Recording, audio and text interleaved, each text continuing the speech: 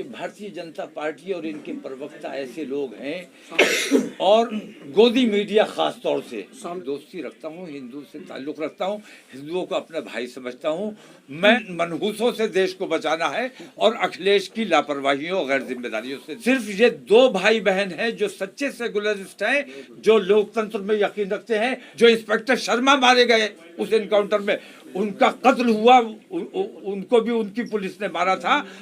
इस बार ये देखना है कि देश में अमन वाले जीतेंगे या नफरत और दंगे और फसाद वाले जीतेंगे। वोट की जो ताकत है वो वोट की ताकत प्रियंका गांधी को देश का प्रधानमंत्री तक बना भ्रष्टाचार के खिलाफ लड़ने आई है, वो आतंकवाद के खिलाफ लड़ने आई है, वो नफरतों के खिलाफ लड़ने आई है। तो नहीं, मुद्दा किस बात का बना रही है? मेरी वो वीडियो मौजूद है, सांच को आंच नहीं, लेकिन ये भारतीय जनता पार्टी और इनके प्रवक्ता ऐसे लोग हैं और गोदी मीडिया खास तौर से वो लोग जिन्होंने मीडिया पर, दो लोग हैं जिन्होंने खास तौर से मीडिया पर कब्जा किया हुआ है। ये बहुत, इससे बड़ा दुर्भाग्य नहीं हो सकता कि हमारे देश की मीडिया दो लोगों के कब्जे में आ गई है। इससे बड़ा दुर्भाग्य नहीं हो सकता। सोशल मीडिया के जरिए थोड़ा बहुत काम, थोड़ा बहुत सच आम आदमी तक पहुंच पा रहा है, वरना बेईमानी, झूठ और नफरतें परोसने का ये टीवी चैनल काम कर रहे हैं, ये गोदी मीडिया काम कर रही है। और मैंने एकता और भाईचारे की बात की, इन्होंने उसमें से मेरी बात को काट दिया, एडिट करके इन्होंने नफरत को मेरे नाम से परोसा और इन्होंने बताया कि मैंने हिंदुओं के खिलाफ कुछ कहा है। मैं हिंदुओं से दोस्ती रखता हूँ, हिंदू से ताल्लुक़ रखता हूँ, हिंदुओं को अपना भाई समझता हूँ। मैं उन आतंकवादियों से नफरत करता हूं जो हिंदू मुस्लिम फसाद कराना चाहते हैं और उनसे लड़ाई मेरी जारी थी और जारी। विधानसभा चुनाव को लेकर क्या रणनीति है, कैसे चुनाव में जाएंगे, क्या वो रहेंगे? विधानसभा चुनाव मैं नहीं लड़ रहा हूँ। समाजवादी क्या रणनीति रहेगी उसको लेकर? रणनीति हमारी जहां जरूरत होगी कांग्रेस को उत्तर प्रदेश में या बाकी 5 जहां चुनाव हो रहा है, जहां भी हमारी जरूरत पड़ेगी, कांग्रेस अगर हमें कहेगी तो हम उनके समर्थन के लिए वहां जाएंगे, उनके प्रत्याशियों को जिताने का काम किया जाएगा। और मुझे यकीन है कि मुस्लिम और दलित कांग्रेस का बेस हुआ करते थे और मुसलमानों और दलितों का जो हाल इन फिरका परस्तों ने किया है, ये तो उन्होंने कहा ना कि झोला लेके चले जाएंगे। मुझे ऐसा लगता है कि पूरे देश को ये एक झोले में करने वाले हैं। मैं बार बार ये बात कहता हूं कि हमारे देश का पोता है बांग्लादेश। बांग्लादेश पाकिस्तान से पैदा हुआ, पाकिस्तान हिंदुस्तान से पैदा हुआ, पोता है। हमारे पोते के पास अपनी एयरलाइन है। हमारा इतना बड़ा देश, विश्व गुरु हम कहलाने की बात करते हैं, विश्व गुरु बनते। तुमने थोड़ी सी कौड़ियां हासिल करने के लिए, अपने प्रचार पे खर्चा करने के लिए तुमने हमारे देश की एयरलाइन तक बेच डाली। इससे बड़ा अन्याय क्या करेंगे? तो धीरे धीरे ये पूरे देश को बेचने का काम कर रहे हैं, प्राइवेट करते चले जा रहे हैं और इनकी असल मंशा जो है वो रिजर्वेशन को खत्म करने की है, क्योंकि जब सब कुछ प्राइवेटाइज हो जाएगा तो फिर रिजर्वेशन कहाँ रहेगा। तो दलितों और मुसलमानों के साथ जो अन्याय इन लोगों ने किया है, कांग्रेस के साथ अब दलित और मुसलमान खड़ा होगा और बाकी तमाम ब्राह्मणों को मैं समझता हूँ, खास तौर से ब्राह्मणों का तो हक है, ब्राह्मणों की तो जिम्मेदारी है कि कांग्रेस के साथ खड़े हो। तो तमाम बिरादरियों से ऊपर उठकर और धार्मिक बंटवारों से ऊपर उठकर इस वक्त देश से अगर प्यार करते हैं, प्रदेश से अगर प्यार करते हैं, तो इन मनहूसों से देश को बचाना है। और अखिलेश की लापरवाही देने की एक वजह यह है कि इस बार हमने बहुत मेहनत की थी, बहुत मेहनत से अपना कैडर खड़ा किया था और ये वक्त आया था जब हम अपनी उस मेहनत का समरा पा सकते थे। लेकिन अपने प्रदेश में अमन और शांति के लिए, दंगे फसाद से बचाने के लिए मैंने महसूस किया कि हमारे चुनाव लड़ने से कहीं फिरका परस्त ताकतों को फायदा पहुंचने का अंदेशा है। तो बहुत गौर किया कि अगर हम चुनाव नहीं लड़ेंगे तो हमें क्या करना चाहिए। तो हमारी कार्यकारिणी ने ये फैसला किया कि किसी सेकुलर जमात की हिमायत करनी चाहिए। सेकुलर जमातों में तमाम लोगों पर गौर किया गया, तमाम लोगों पर बात की गई।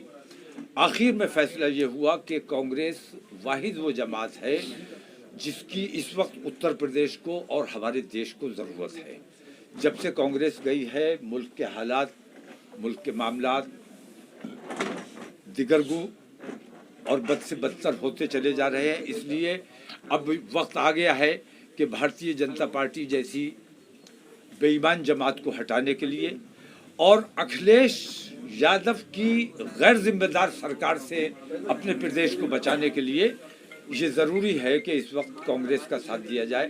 क्योंकि हमने भारतीय जनता पार्टी की 80 और 20 की मानसिकता वालों की सरकार देख ली, उनका इंसाफ देख लिया, उनकी मानवता देख ली, और 2012 से 2017 तक हमने समाजवादी की सरकार भी देखी। मैं उनके साथ भी रहा, मैंने उनके साथ भी काम किया है, लेकिन तकरीबन 176 दंगे छोटे बड़े उत्तर प्रदेश में उनके दौरे हुकूमत में हुए और मुसलमानों को इंसाफ नहीं मिला। बराह रास्त मुसलमानों के बच्चों पर गोलियां चलाई गई। हर दंगे के बाद मुसलमानों को पकड़ा गया, मुसलमानों को गिरफ्तार किया, मुसलमानों को जेल में डाला गया, मुसलमान मरे और मुसलमान जेल में डाले गए। ऐसा माहौल, दंगा होता है, हिंदू मुसलमान सबका नुकसान होता है। और ना हिंदू चाहता है कि दंगा हो, ना मुसलमान चाहता है। कोई नहीं चाहता है कि देश में हमारे कर्फ्यू लगे या हमारे प्रदेश में कर्फ्यू लगे। अगर समाजवादी की सरकार आएगी तो कर्फ्यू से प्रदेश को नहीं बचाया जा सकता। भारतीय जनता पार्टी की सरकार आएगी, नाइंसाफी से नहीं बचाया जा सकता। इसलिए इस वक्त हिंदू मुसलमान से ऊपर उठकर तमाम लोगों को मुत्तहिद होकर इस वक्त कांग्रेस पार्टी और समर्थन करने का किसी को भी अधिकार है। 7 तारीख के बयान को आज उठाने का मतलब ये है कि आपको मेरे बयान पर एतराज नहीं है, आपको पता है कि मेरा बयान ठीक है, आप झूठ बोल रहे हैं, लेकिन आपको किसी न किसी बहाने से कांग्रेस को घेरना है। तो कांग्रेस को इस तरह घेरने की कोशिश करोगे। वो आई है मैदान में, लड़की हूं, लड़ सकती हूं का नारा लेकर आई है, तो उस लड़की के तमाम भाइयों को, उसके तमाम लोगों को, उसके चाहने वालों को, तमाम लोगों को ये चाहिए कि बड़ा भाई बन के मैंने उसके सर पे हाथ रखा है कि लड़की है, लड़ सकती है। वो भ्रष्टाचार के खिलाफ लड़ने आई है, वो आतंकवाद के खिलाफ लड़ने आई है, वो नफरतों के खिलाफ लड़ने आई है। तो हमारी जिम्मेदारी है, आपकी जिम्मेदारी, तमाम लोगों की जिम्मेदारी है कि लड़की है, वो लड़ सकती है, हमें अपनी ताकत उसको देना चाहिए। और हमारे पास वोट की जो ताकत है, वो वोट की ताकत प्रियंका गांधी को देश का प्रधानमंत्री तक बनाने का काम करेगी। लेकिन तमाम जो सर्वे आ रहे हैं उनमें समाजवादी पार्टी और भाजपा के बीच फाइट सर्वे किन लोगों के आ रहे हैं, कौन लोग सर्वे करते हैं, और इनके सर्वे बार बार देखे गए हैं, बार बार सामने आए हैं। इनका सर्वे मैंने देखा है, बंगाल में भी आया था। इनके सर्वे पर यकीन नहीं किया जा सकता, क्योंकि ये जब सच को झूठ बना के पेश कर रहे हैं तो सर्वे भी झूठे झूठे बना के अपनी मर्जी के पेश किए जा रहे हैं। सर्वे से कुछ नहीं होगा। 10 तारीख को जिस दिन रिजल्ट आने वाला है, उस दिन पता चल जाएगा, दूध का दूध और पानी का पानी हो जाएगा। हमें इस बार ये देखना है कि देश में अमन वाले जीतेंगे या नफरत और दंगे और फसाद वाले जीतेंगे। ये फैसला अब हमारे प्रदेशवासियों के हाथ में है कि देश में अमन रहना चाहिए या दंगे और फसाद और कर्फ्यू रहना चाहिए। आप पहले कांग्रेस पे भी हमला बोल चुके हैं। आपने कहा 60 साल उन्होंने राज किया, मुसलमानों के साथ काफी उन्होंने अच्छा बर्ताव नहीं किया। अब फिर आप कैसे एकदम से कांग्रेस के पक्ष में? नहीं, ये बात बिल्कुल सही है। हम हमेशा कांग्रेस के खिलाफ रहे और हमसे एक गलती ये हुई कि हमने कांग्रेस की गलत पॉलिसीज की वजह से, और हमने कांग्रेस को भी बहुत करीब से देखा। 2009 में जब मैं कांग्रेस के साथ खड़ा था और 2009 में जब मैंने कांग्रेस को जिताया था, उस वक्त मैंने मंच से ये बात कही थी कि कांग्रेस ये ना समझे कि उनको माफ कर दिया है, अभी मुसलमानों ने आपको पैरोल पे छोड़ा है। अगर आपका काम आगे ठीक रहेगा तो फिर आपके बारे में आगे सोचा जाएगा। लेकिन उन्होंने समझा अब हमारी सरकार बन गई। उन्होंने मुझसे कहा था कि सरकार बनने के बाद हमारा पहला फैसला होगा कि हम बटला हाउस इनकाउंटर की जांच कराएंगे।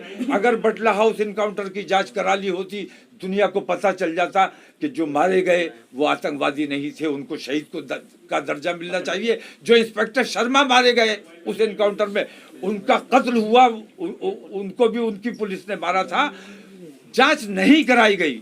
उन्होंने कहा कि इससे पुलिस का मनोबल टूटेगा। पुलिस के मनोबल की उन्हें ज्यादा परवाह थी, हमारे मनोबल की, 20 करोड़ मुसलमानों के मनोबल की परवाह नहीं थी। हमारे बच्चों को इस तरह अलल ऐलान आतंकवादी कहकर मार डाला गया। तो कांग्रेस से मेरी शिकायतें हमेशा रही। मैंने कांग्रेस को करीब से देखा और मैंने ये महसूस किया कि कांग्रेस को चारों तरफ से आरएसएस के लोगों ने घेरा हुआ है। अब मैंने जब उनकी ये तब हमेशा मैंने कांग्रेस की मुखालफत की है और हमेशा मुखालफत करता रहूंगा। लेकिन अब जब मैं प्रियंका गांधी से मिला, मैंने करीब से उनको समझने की कोशिश की, बातचीत की, तो मैंने महसूस किया कि इस वक्त उत्तर प्रदेश में नहीं बल्कि पूरे देश में सिर्फ ये 2 भाई बहन हैं जो सच्चे सेकुलरिस्ट हैं, जो लोकतंत्र में यकीन रखते हैं। बाकी तमाम के तमाम लोकतंत्र की और सेकुलरिज्म की बातें करते हैं, ढोंग करते हैं। ये दोनों सच्चे सेकुलरिस्ट हैं।